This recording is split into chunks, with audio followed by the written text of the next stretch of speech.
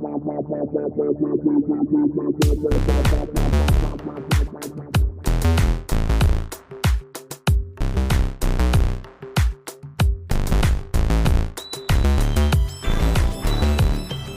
to you from the dining room table at East Barbary Lane, welcome to a special edition of Full Circle, the podcast. With us today is Rio Cortez, a Harlem-based writer whose work has appeared in The New Yorker, The Atlantic, The Miami Rail, and many other publications. She is also the author of the New York Times best-selling title, The ABCs of Black History, and The River is My Ocean, as well as the adult poetry collection Golden Axe, which was longlisted for a National Book Award. We're here to talk about the ABCs of Women's History, a book fresh out in 2025. Rio Cortez, welcome to the Full Circle table. Thank you. It's so good to be here. Thanks for having me. Absolutely. First of all, I just want to say that when I read the book, I don't usually say the word wonderful like that. That's just not a word that naturally comes out of my mouth. But at least 5 times I'm going through, I'm like, this is wonderful. Yay. Oh, that makes me so happy. So I'm going to assume, I just want to go backward a little bit. So in December of 2020, you put out the ABCs of Black History. Yes, yeah. Right. Became a bestseller. I love the format. Yeah. Telling history like through the alphabet. I learned in the writing that there's like you probably already know this, but abecedarian. It's a whole word about using the alphabet to, as the structure of a book. So I love it. Yeah. Okay. I do. And I know that there is also the ABCs of queer history, which you didn't write, but a friend did. Yeah, Seema Yasmin. We met mutually through the publisher, and she's an amazing writer, and she's also a medical doctor. I saw that. I saw that. Now I want the other 2 books. But the ABCs of Women's History, it's so timely. Really? This is so timely. Yeah. I work a lot with the trans community. Everyone is kind of reeling and not knowing what's going to happen next and what are they going to try to do on a federal level. And, are states' rights going to hold? Because, we are in New Jersey and New York, right? Yeah. Where right now things are okay for us, but could change. Yeah, and depending on where you live, which is what we don't want, right? Exactly. Federal protections to really function so that if you're not a completely different reality, if you live in New York or if you live in, Mississippi or Kansas or, so. Things are already bad and getting worse for a lot of folks. Yeah. And at a time when books are being either banned or burned or both. Boy, do I love this one. Exactly. I was like, ooh, this book is going to be called Woke, all left, right, and sideways, which means it's perfect. I assume you're prepared for that, right? I'm so glad that we're talking. This is the first time that we've really been able to talk about like our political reality alongside this book, surprisingly. And it's true, like with the ABCs of Black History, it was banned in Miami, Florida. But in the ABCs of Queer History, we talk a lot about shadow banning, where even if people aren't banning the book, that merchandisers and retailers aren't taking a big position on the book because they don't want to deal with their customers. And so it's like a shadow, like it's quietly banned in a way because they're not putting it out on the shelves, because they don't want to engage in like volatile discourse with folks who come in the store. And so I think that's also happening all the time, especially with queer-centered books. But with women's history, I feel, basically at the ready because there were certain things that I think that were unavoidable for me to talk about in the book, like consent, for example, or choice, to include trans women in the story of women's history, all these things that I imagine and I anticipate that somebody out there is going to have an issue with. So it hasn't happened. I mean, it just came out, so I don't know. But I think the world is magically a better place. But there are positions that I felt really strongly about taking in the book that I feel like I'm prepared for a little bit of opposition about. Which is sad, but a reality right now. Exactly. Of the current discourse, which is upside down and insane. I mean, 1984 was supposed to be a warning, not a how-to guide, not a guidebook, right? Right. But you did touch on those things. And as I read through the book, you talk about so many powerful women through history. It wasn't until I got until the very end when I realized there was a section on, terms and figures.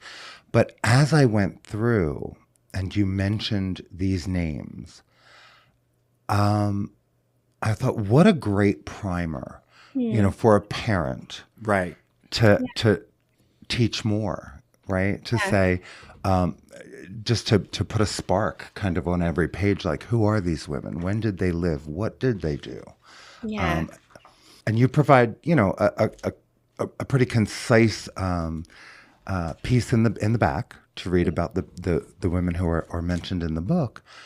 But I still think, talk about your mom, Charles, what she used to do.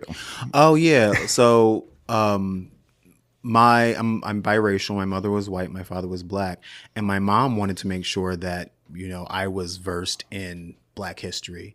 So she would bring we had these Black history calendars, and each month was a different figure. And so like she made me write like a couple of paragraphs about each person. Nice.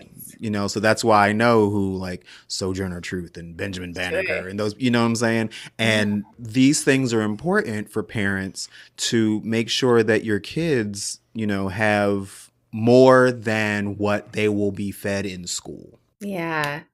Oh, I love that. I love that your mom did that. Yeah, absolutely. And I feel like thank you for acknowledging the back matter. It takes a lot of time to create that as a resource, but I feel like it's so important because you could go, and I really hope, I mean, I don't hope that there are people no one knows, but I love when there are moments where you encounter a name that you've never heard before and you're like, oh, actually, I don't know who that is. Like whether you're with a young person or not, like, let me look in the back and see.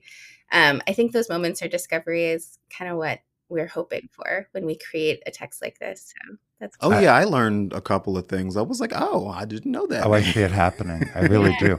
That's how we learned about Pauli Murray. Oh, nice. Right. In the middle of an interview, because before Rosa Parks and before Claudette Colvin was Pauli Murray. Absolutely. A person at the time no one wanted to hold up as a figure, but what a brilliant human in the course of our history and in the course of civil rights history. That's right. Yeah. Yeah, exactly. Moments like that. Pauli Murray, I learned late about Pauli Murray in life too. And I feel like it's just like, it's so helpful and grounding and inspiring to find out that folks were doing this type of work and unacknowledged at a time that you thought that you really understood the key players. So. Oh yeah. And that, brings me to, how did you narrow down the list of women? It's like, okay, I'm doing a book about notable women, and I'm only going to make the book this long. I know. It's like impossible as a prompt. I was like, women's history. Okay. So like from the beginning of time, like to that, like it was very hard. Well, first I narrowed it. It's mostly American women. There's a couple of global figures in there, but I think to do a global women's history would be a different project. And then I would say it's probably like in the last 150 years. So that helped a little bit. Right. And then after that, I started thinking more by like discipline, so like visual artists, people who were in the labor movement, people who maybe, were community organizers, librarians, people who were in the environmental field, people who were in public policy and made change that way. So then once I started to kind of have those themes around everything, then and my background is in poetry, so the verse rhymes, and so that also has I love it. I love that part. in terms of how you can include everyone. But I woke up like all the time in the writing of this book, like thinking of women that I needed to include and hadn't. So it gave me a lot of anxiety. But the back matter helped too, because then I'm like, all right, some people who aren't in the verse still are in the back matter. And then Lauren, the illustrator, sometimes if we couldn't fit it in the verse, she could illustrate the person. Yes. The page and name them. And so that was another device we used to get as many figures as we could in the book. I love how cohesive the illustration is with the text. Oh, thank you. Yeah, she's great. The story is told, both with words and in the text of each page. And, Maya Angelou is my absolute favorite writer of all time. She's mine too. I met her once very briefly and before I transitioned because I worked at the University of Pennsylvania and she had come to speak. Oh, wow. So I got to say hello. I got to shake her hand. Yeah. But I don't know where she would have kind of stood if we had met and talked much in person today. Yeah. But I do know, she's a huge inspiration because here is a woman who was 6 feet tall, whose voice was deeper than mine, who was not traditionally pretty by, at least American standards, and That's yet great. knew herself Yeah. as something magical and knew herself as something incredible. Yeah. And Yeah, that's so true. yeah, Still I Rise hangs in my office. It's my favorite poem. She's incredible. I love her interviews too. I feel like I always get so much out of she had these great series with James Baldwin where they were in conversation. Yes. That was some of my favorite. When you hear writers that you love kind of spinning conversationally and you get more of their spontaneous response to things. Yeah. When I first read that they were friends, I said, of course they were friends. Right. Of course they knew one another. Yeah. Well, I love that when Nikki Giovanni passed, that footage of the conversation she had with James Baldwin started making the rounds, and I was like, yes. Yeah. I might really put James Baldwin with anyone, and I feel like it brings out all the best of thoughts. So yeah. It's going to be impossible to not have a good conversation. I know. I don't think that I've ever seen, exactly, not engaging a conversation with James. And I have to imagine, having a conversation with James Baldwin had to feel like being stripped naked. There was just no room for anything that wasn't authentic. Right. Totally. To the point of laid bare. Yeah, because he wasn't parsing words or suffering fools or pretending to be other than James Baldwin. And what a presence. Yeah. Exactly. And of course the two of them knew each other. Right. I want to read from one page just to kind of give a flavor of the book. I kind of picked it randomly, but D is for dreaming out loud and in color, like the artists whose work helps us discover. There are new ways of seeing, more than one way to be. We can imagine a world beyond you and me. Alma Thomas's patterns, Frida Kahlo's reflections, and Georgia O'Keeffe's florals teach beautiful lessons. On canvas and photographs, sculpted or drawn, art is what ensures the artist lives on and challenges each of us to create new dawns. Yeah, thank you for reading that. There's a little story within each page. Right. It's beautifully written and so accessible. Not just to young people. And that's I feel like this is another, layer of the subversion we have to consider is, not letting history die. Yeah. Right. Not letting our stories not be told. And yeah, it has to start there. I used to take my kids to band book week, you know what I mean? At the bookstore or the library and say, pick what you like. Right, exactly. I feel like that's especially now, I feel like so much of our the way that we tell history is under attack. And so it's when you're at war with facts and information, it feels even more important and prescient to make sure that the record is kept about some of these folks. Yeah, absolutely. It's very obvious by the list of banned books that they are very much going by the reading leads to knowledge leads to power. So we have to squash that now. That's totally how that reads. Right. And that's another reason why I love how expansive the different types of women from all different fields and backgrounds are covered in this book, because to a young girl, to a young person, you have all these different examples of what kind of girl you want to be, what kind of woman you want to grow up to be. And, you know, by reading this book, you know, if I were a little girl, I'd be like, I could be anything I want to be. Like, I love that. And you even, it even says that in the end, like, you know, you address the reader, and it's gorgeous. Yeah. Oh, thank you. Yeah, that's one of my favorite spreads. I think it's Y is for you. Y is for you. Yeah, no, it's true. And I love what you said also about the power of, I mean, I think it tells you a lot when they ban our books and they ban histories about how powerful it is for us to understand them. Mm-hmm. So I think it's like the other side of the coin, like you're saying. I mean, the fact that it makes them that uncomfortable, Right. you know, proves the value of the work. Exactly. And the importance of the message. I mean, I've talked often about it. I should not have been a full-grown adult before I understood Black Wall Street and Oklahoma. Right. You know, that should have been taught right alongside of the rest of it. And the fact that it isn't, and we're seeing this, you know, dystopian language right now. Yeah. But to be fair, so was I. Yeah, we were both adults. Like, that was not in school. And you went to an all-black school and still didn't learn it. Right. When you should have. Right. Which is astounding. Like, I know. that's I mean, not same. important. Yeah, same.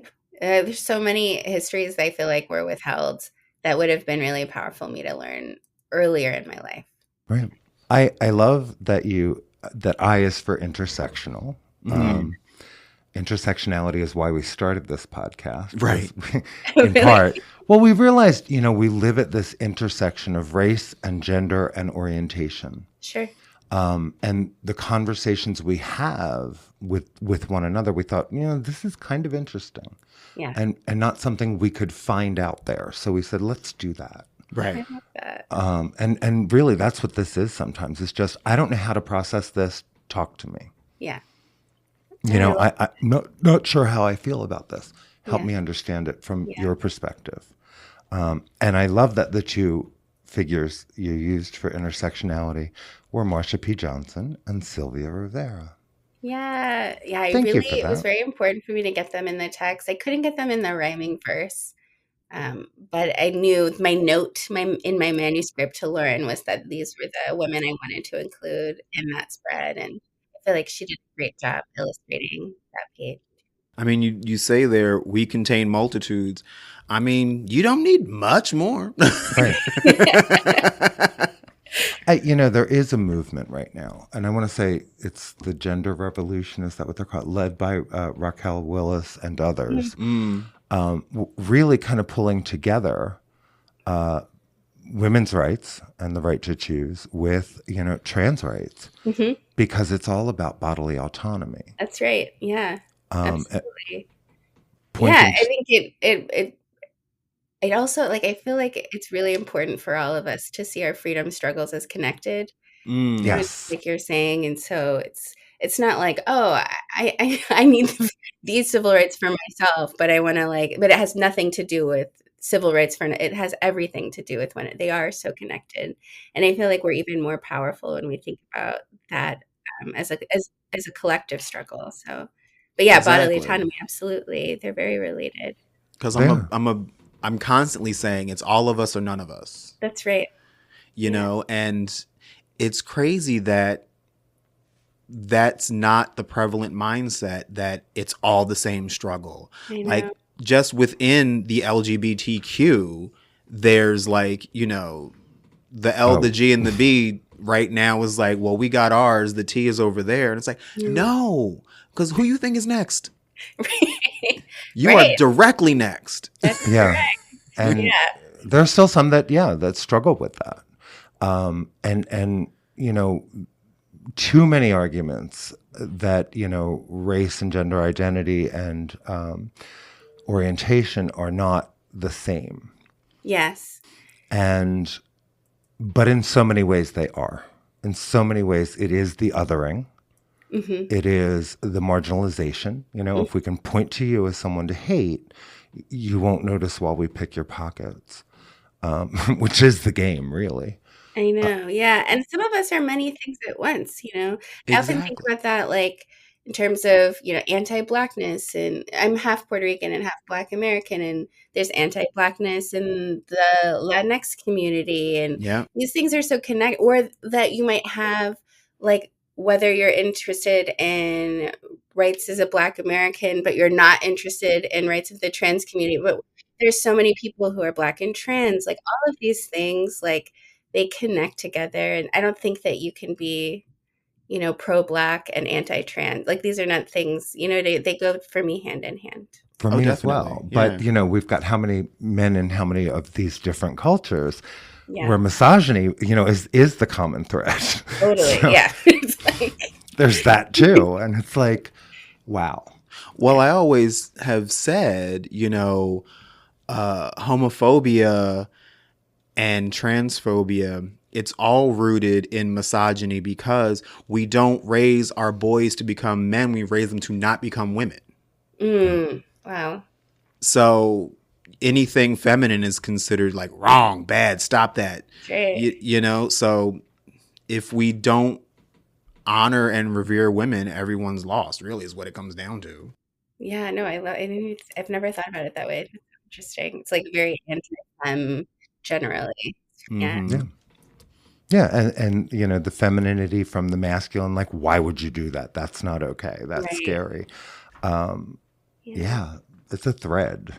It is a thread. Unfortunately, it connects many communities is the misogyny. Yeah. And that's the other part of this, because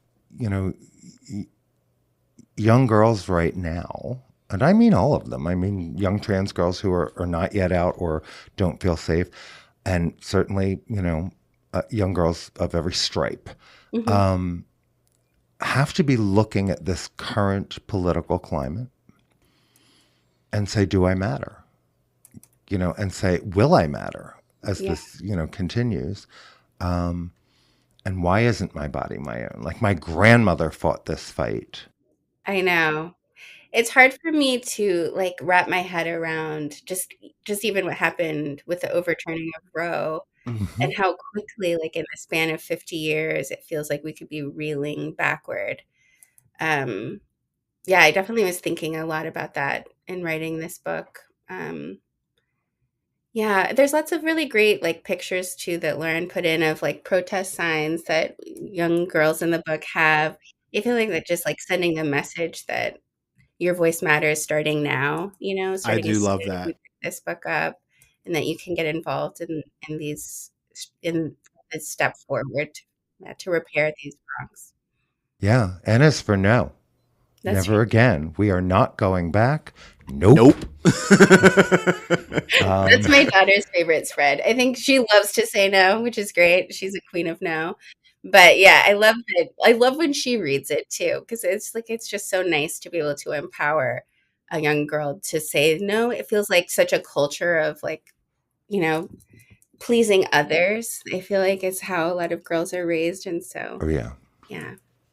That I live for a generation of young girls coming up who know who Frida Kahlo, Angela Davis, Greta Thunberg, and Marsha P. Johnson are. Like, I love that, that's going to be in their heads. I love that. Oh yes. Yeah. I'd be scared of that little girl. Can't tell her nada. Well, and that's they're already out there. I mean, I don't know how old you are, and I'm not asking that question, but my oldest child is 36, and I noticed from his generation forward a very different mindset of inclusivity and just things like gender or race not being a big deal. Just like, tell me who you are so we can understand one another and respect one another. Yeah. And which makes this difficult for me to swallow. I didn't cry this time. This election, I didn't, because, in 2016, we owned a bar together, and our friend Thais was there as we were watching the returns. And, T is a Muslim, Black, lesbian woman with 5 children, right? Oh. And I started to cry because I couldn't believe, and she took me into this great big hug and she said, "Oh, honey, your people still surprise you." Mm. And I couldn't forget that this Mm. time because I'm like, no, I'm not surprised now. I'm certainly disappointed, Yeah. because last time all of the warnings were dead on and we Yeah. watched all of it happen. Yeah. How could we see all of that and say, more of that looks like, yeah, good, let's do that. I know. Yeah. What a powerful way to put it too. But yeah, that lack of surprise. I'm constantly trying to balance both not feeling that surprise, like being able to anticipate that this sort of thing can unfold, but also not feeling numb. I feel like my challenge now is like really pushing against that, like that Yeah, that kind of instinct to just be like, nothing matters. Like this is all so rotten that I just can't move forward. Just like resisting that feeling all the time and being like, this isn't normal. This isn't right. There's still so much room that we can go. There's still so much. I have to constantly kind of be negotiating with myself like that. Like it feels so. It feels so irresistible sometimes to just be like, I just can't. Like I can't do it. I can't engage anymore. Like that feeling of absolutely. numbness. But yeah, Yeah. but you have to. There's just we can't do that. We can't. We have to constantly engage in these. I think that's what the story of women's history has helped me do too. Is find that there are folks in times like that the nature of history is cyclical, and that there's so much room for progress, and you have to just keep fighting forward, basically. And, Yeah. two things. One of the ways that I've spoken to my community after saying, I'm not going anywhere. Yeah. I'm going to keep doing everything that I do and opening my mouth, and that's just going to continue. This is an important time to build community. This is an important time for all of us to see one another. Yeah. Everyone who has a place in being marginalized in this election, Yeah. really, we need to understand our common fight and recognize our enemies as well. Stop looking at each other so often, and look to the folks who really are acting not in our interest. And the second, concept I've been rolling around. I've been working on an essay, but it's just not. I don't know. It's not together yet. Is for a while I've been saying, we're in the last throes of, that white nationalism, that white ideal, that place where there is a lot of fear, where there is a lot of we can't embrace diversity and all the pushback on DEI and all that. And it kind of makes sense to me in some way that it would be loud, aggressive, and ridiculous before it gets better. Yeah. Like we have to go all the way we have to take the absurd to the nth degree to preserve something that only worked for some of us ever.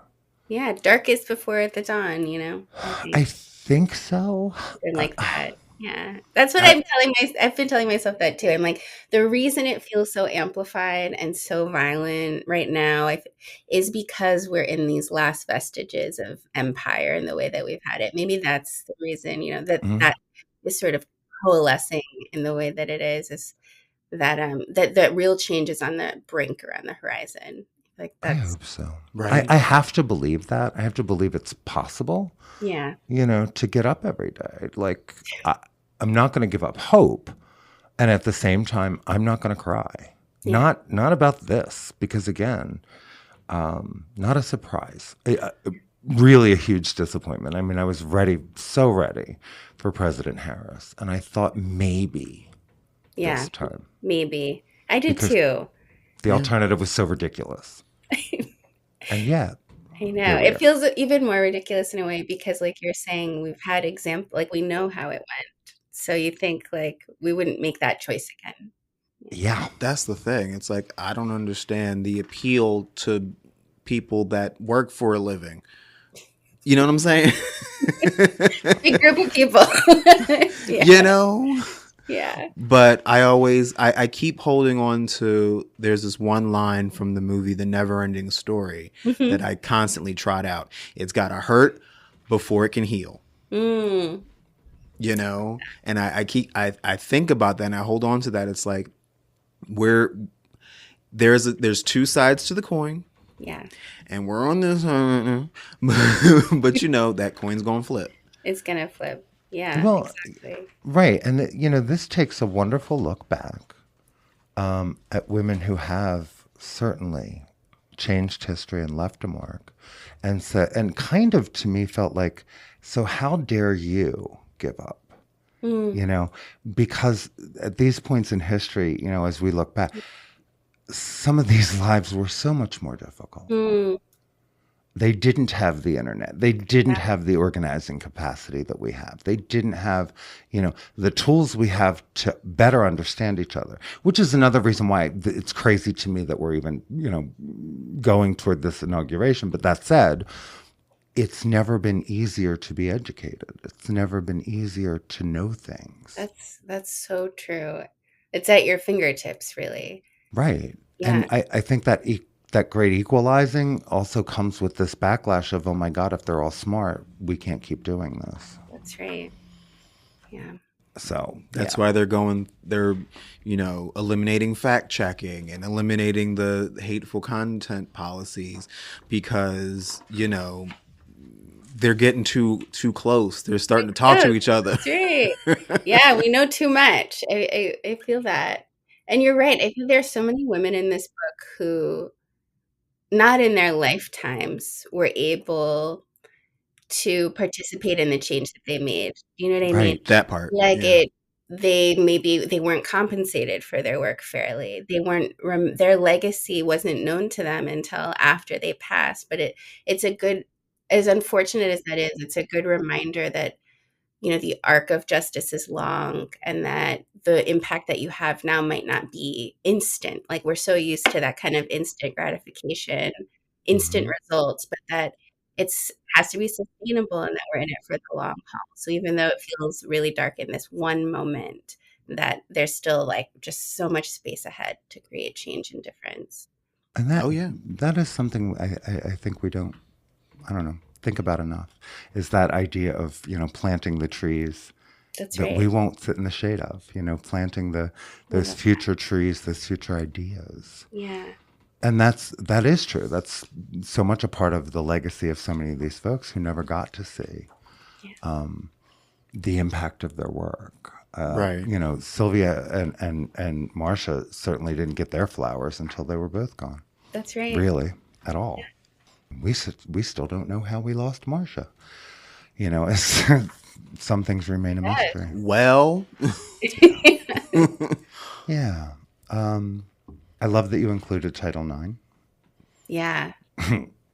Yeah, it was a learning process for me too. I didn't know the lawmakers like by name that put that into motion. And so I knew I wanted to include Title IX because it felt really foundational to women's history. But I learned a lot in researching that one too, of Edith Green and Patsy Mink and their involvement. Yeah.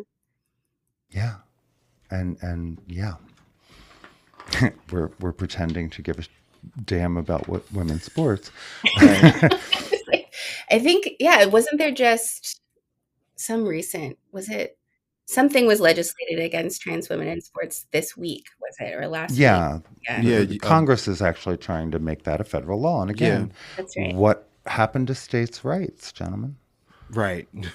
I loved that Zora Neale Hurston was mentioned under Z. Right. But Z is for zeal. And the way history.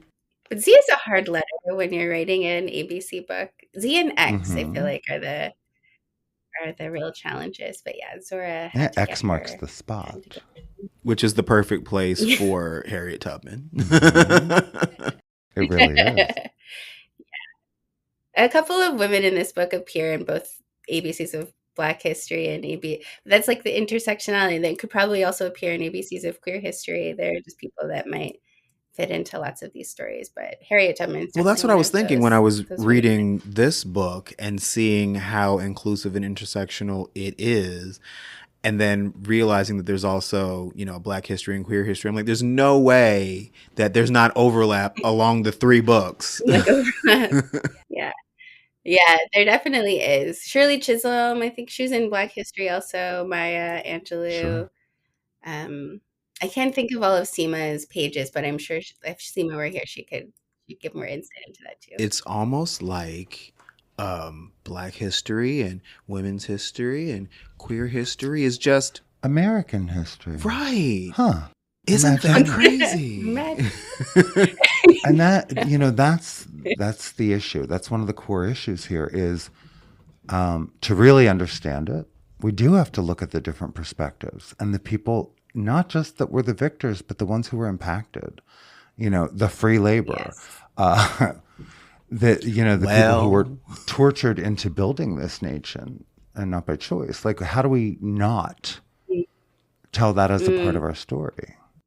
I know. It's really remarkable to me. I also tried to be really thoughtful about including Indigenous women in this collection. Because you're right, it's like, I think we have this impulse too. I've heard a lot of people talk about giving, the ABCs of women's history to young girls in their life, that it go to anybody's hands because of what we're talking about. Like, these histories aren't siloed. Like, we experience the results of these labors for all of us, for every single person, and they're also connected. Oh, and I want this in the hands of young boys. Thank you. I was just getting ready to say that. That's where I want this book. Yes. Yeah. And that really is the point. I hate that things kind of wind up in silos, right? Yeah. That, this is a great book for girls. No, this is a great book for all kids. Exactly. Yeah. And I don't know. I yearn for that day when we pick something up and read it, because it doesn't necessarily pertain to us, but it's another perspective. That's what education was supposed to be, wasn't it? Right. That's right. No, I love that. It's so, it feels against a lot of the way that we're practiced to consume things and engage in things. But yeah, that would be amazing. Well, just it being, having the element of honesty in the storytelling, this book, sets it apart, because, we're at a point now where we're either just straight up not teaching things or changing certain elements, which unravels the whole story. Yeah. And, I think about the West African symbol of Sankofa, which has the spirals, because it's like going backward to go forward. You have to know where you've been to know where you're at, to know where you're going. So if you take any of these blocks out, like, how is the wall supposed to stand? Yeah. I love that. Yeah, Sankofa. Exactly. We live in a world where not only are you not able to talk about certain histories, but you can't even say certain words. Like, it's like, classrooms where whole just words are banned. Like, yeah. Oh, when they started trying to say, instead of slaves, immigrants. Right. Yeah, that was fun. I'm like, I thought I knew what words meant. Right. What is happening? I know. Right. Yeah. But, I was just thinking about the way you have said, the problem is that we've had photography for quite a while now. And so I'm sorry your grandma was, yelling at Ruby Bridges and we got it on film. But that doesn't mean we erase everything. Like, do better. Exactly. And Ruby Bridges is still alive, which means Grandma is too. So. Well, no, Grandma might not be, but Ruby Bridges certainly is. But, those pictures are out there. That's captured. And Nana, what did you do? This nonsense will be captured for history as well. That's right. I hope that that's a powerful motivator for some. But yeah, absolutely. But there was just a famous, I don't remember, somebody who was in one of these photos. Maybe he was in sports, but Jerry, I don't know, a sports person. He was captured as one of the vitriolic students who was opposing integration at a school. They were like, oh, That's him. Yeah, I think if you were on the other side of that, you might be really interested in shutting down discourse in history. Right. Yeah. Right. But this book contributes to the opposite of that, Indeed. which is what I love. Can you talk a little bit, Rio, about your journey as a writer, as a poet? Yeah, I grew up in Utah, in I Salt Lake saw that. City. I saw Yeah, that. it's so weird. Um, my mom's family, they're Black American, and they came to Utah after Reconstruction. So they were enslaved in Louisiana, and then they've been in Utah for all these generations. And not Mormon, not LDS, which is like a really bizarre place to grow up. But I became really interested in poetry at a young age. I think maybe as a result of like feeling completely out of place. I think a lot of just like searching for ways to understand my own feelings. And yeah, and then I studied poetry. I went to NYU. I have an MFA in poetry, and it's just been a big part of my life probably since the third grade. And then I've worked in publishing, and I worked at the Schomburg Center for Research in Black Culture at the time I Work. wrote the ABCs of Black History. So that's part of the New York Public Library here. I mean, you guys, you're in New Jersey, so you all know. Um, but yeah, so I was working there, and I was surrounded by the archive there, which is incredible. And I was learning things that I felt like were withheld from me as a grown ass woman, just not having known like so much. And a friend of mine who was a children's book editor, or a former colleague, reached out and said, "Have you ever thought about writing poetry for children?" And at the time, I was pregnant with my daughter, and it just felt like a lot of things just kind of aligned in a way that made sense to me. So I was able to draw on the archive at the Schomburg, to write the ABCs of Black History. That's the first time I wrote poetry for young people.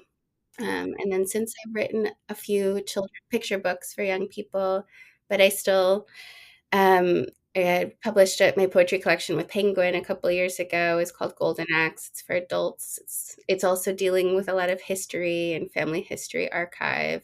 Um, they're really separate kinds of writing, but I get a lot of joy out of writing for young readers. It's like a break sometimes in what feels like really tough work to write about memoir and stuff like that through poetry can be really emotionally challenging. And so I think writing for young people is like my respite from the other kinds of work that I'm doing. But yeah, that's kind of how I entered into the picture book landscape. But history and nonfiction have always been a really big part of the work that I do. Yeah. I love it. I imagine, yeah, like writing memoirs, you're reaching back to the past, but when you're writing these children's books, it's like you're feeding the future. Yeah, exactly. Yeah, it's like it's much more hopeful and fun. And also like when you write for children, you have to kind of get down, like distill down to the truth in a way that I don't know, this just feels really like good work. Yeah.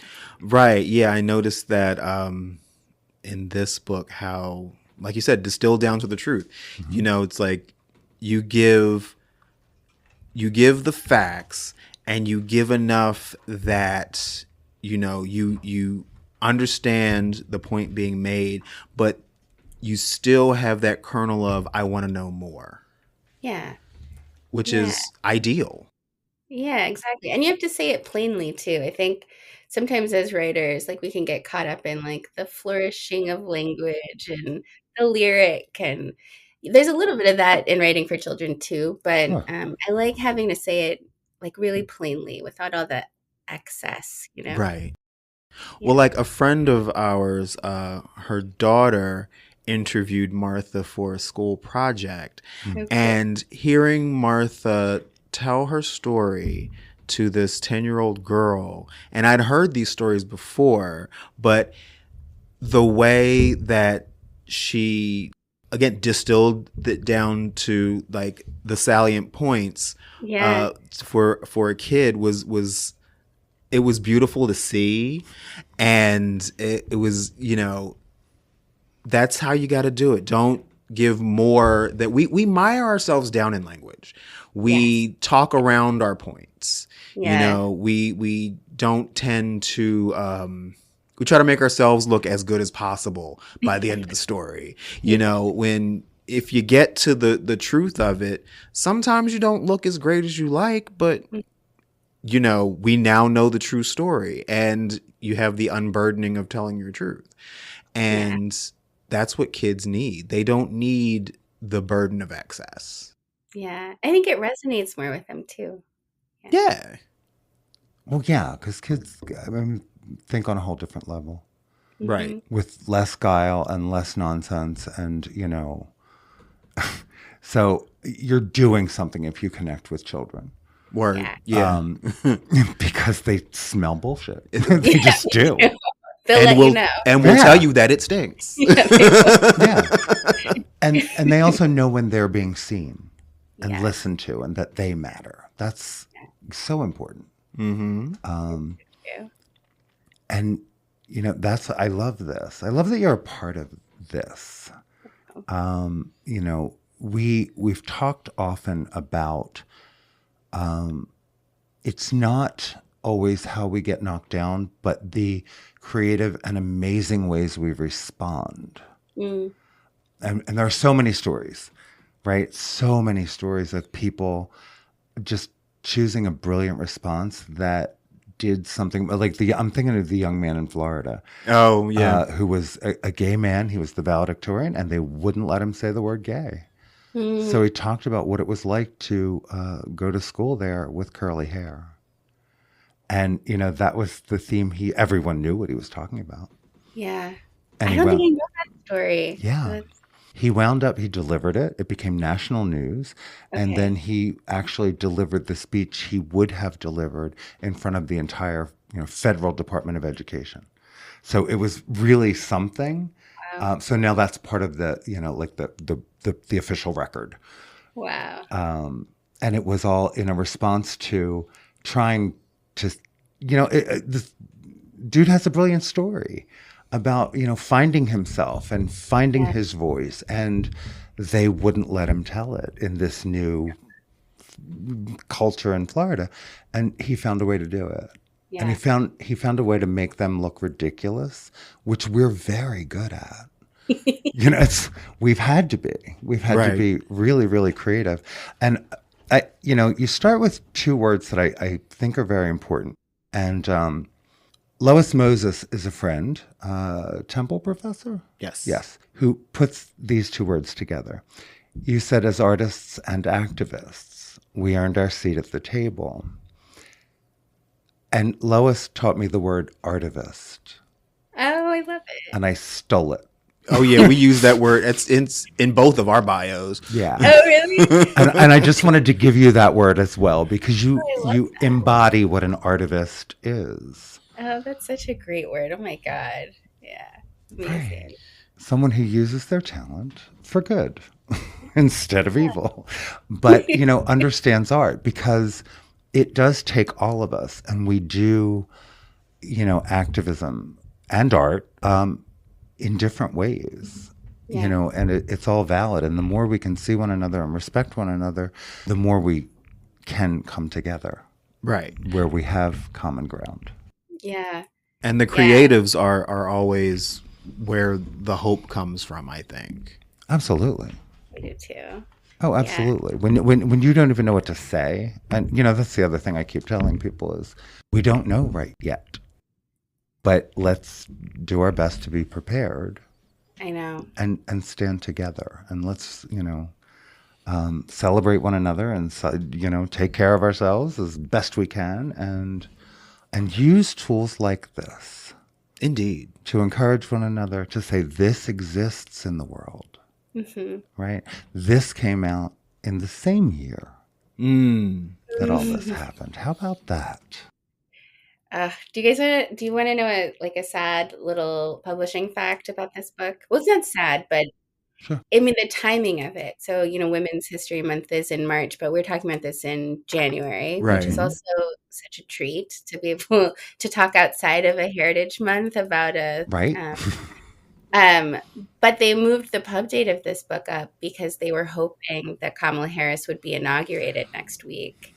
and that this book would be coming out, on the heels of our having a first woman president. Mm-hmm. And so I feel like, even in talking about this book, and the release date, that sort of like is in the back of my mind and all the conversations. It's just that we had this like big dream for women's history and for the subject here for young kids, and that we didn't quite get there this time around. But I feel like it's made this feel like even more important as an effort in the way that we're talking about it. Absolutely. Yeah, but just to kind of what you were saying, about trying to do that sort of activist work through our art in the ways that we can show up. So you have June Jordan's quote right up front. We are the ones we have been waiting for. And I hear you, because, we've talked about different things, that are happening in my career and my life, and just speaking more and being more of a voice. Yeah. And I still feel like that's happening, but boy, did that change the direction of what's going to be. You know what I mean? Like I'm thinking, like, we're full steam ahead, and it turns out we have so much more work to do. Yeah. But that doesn't mean we stop doing it. So That's I right. think this is even more right on time. Well, I was just thinking, like, the last time we were here in 2016, I was still teaching dance to teenagers. And so I had class the day after the election. And I walk into the studio, and all the girls, they're just sunken. Like there's these usual bright lights are just not there. Yeah. And so I took everyone in the studio, and I asked the stupid question. I was like, "What's wrong?" And they were like, "The election." And so I sat everyone down, and I, talked to them about how no matter what is going on around you, you know what is right, you know what is true, you know what is real. Yeah. Hold on to that. And I was thinking how, this go round, I'm not teaching kids, and I know that message is needed, but we have this book we can just put in kids' hands. That's that response. Yeah. So right on time. Thank you. Thank you. It wasn't the timing that we wanted. It was the timing that we needed, apparently. Yeah. Yeah. Because we're about to see what repeats. I mean, in part, maybe we can count on some of the ineptitude we saw in that first 4 years to just continue, and not a lot will get done because he still thinks he's on television and he's going to fire everyone every 6 or 8 weeks. I don't know. I don't know what's happening, but I do know. Yeah. I do know that this is important. It exists now. It's beautifully illustrated. It's well written, and it's one more tool, that we can give to young people and say, we're still paying attention. We still care about your future. You still matter. Because that's one of the things that really hits me. And maybe because it took me so long to find my own voice, that young people hear so much of this nonsense and this cacophony and absorb it, and say, how can I really have a voice? How can I really be important? How can I matter? And I think it's, so much of the important work right now is saying you do. Yeah. You do more than ever. Yeah. Thank you for saying that. Absolutely. Well, because, I loved the why. I'm going to read that one too. Because I thought, this is great. I love the way it points, but it applies to you as well, Rio. Any reader. Yeah. Yeah. Why is for you. Yes, you in all your glory. You are uniquely part of the story. There's a future ahead and a path to claim. And most important of all, a place for your name. That's what a beautiful, beautiful thought. And, thank you for writing what you do. I can't wait to see the next work. Oh, thank you. Thank you, Martha. I love the readings. I feel like I want your voice on the audiobook. Well, you just let me know. He ain't said nothing but a word. Right, nothing but a word. It's just so beautifully done. Yeah. And again, I hear that story. We spent a week with author Nico Lang, who is one of our most prominent LGBT journalists right now, who wrote the book American Teenager. Mm-hmm. And that came out in early October. Again, it was meant to be a warning. It's a really intimate look inside the lives of 8 different trans teenagers across the country, many of them in red states. It was meant to be a warning, but it's still part of the canon, and we still continue. Nico's still touring. We spent a week between New Jersey and Philadelphia, but they are really touring the country, just trying to get the book out and trying to make sure that folks understand this work matters. Yeah. It matters. It does matter. And so does this very much. I love it. And so does this. Exactly what you're doing. I feel like having these conversations and these discourses are also something that really matters and that people can connect to and hear the different perspectives. So thank you so much for your work too. Absolutely. Thank you. This book, the new book, is The ABCs of Women's History by Rio Cortez, illustrated by Lauren Semmer. Mm-hmm. Yeah, very well worth the read. What a great gift for any young person in your life. And you are at riocortez.com, correct? Yeah. If we visited the website, we would be able to purchase the book there? You can, or you could go to your local indie bookstore, your community bookshop. But yes, you can also find out a little bit more about different publishing projects on riocortez.com. Okay. Well, I promise you I'm going to be at our indie bookstore with the book in hand, making sure that the owner knows that this exists. And I'm going to see if it's not there, it'll be there soon. I know that's right. Right. Because we can be downright pushy when we want to be. I know. Obnoxious. I love it. I just want to thank you so much for taking this time. The work is important. It matters. It matters more than it ever has. And I just thank you for doing it. No, thank you so much for having me. It's been really a pleasure talking with you both. You as well. Indeed. Yay. You have been listening to Full Circle, the podcast. I am Martha Madrigal. And I am Charles Tyson Jr. And we just want a special thank you again to Rio Cortez for being so generous with your time about this important book. Thank you. Bye, everyone. Full Circle is a Never Scared Productions podcast, hosted by Charles Tyson Jr. and Martha Madrigal, produced and edited by Never Scared, executive produced by Charles Tyson Jr. and Martha Madrigal. Our theme and music is by the Jingleberries. All names, pictures, music, audio, and video clips are registered trademarks and/or copyrights of their respective copyright holders.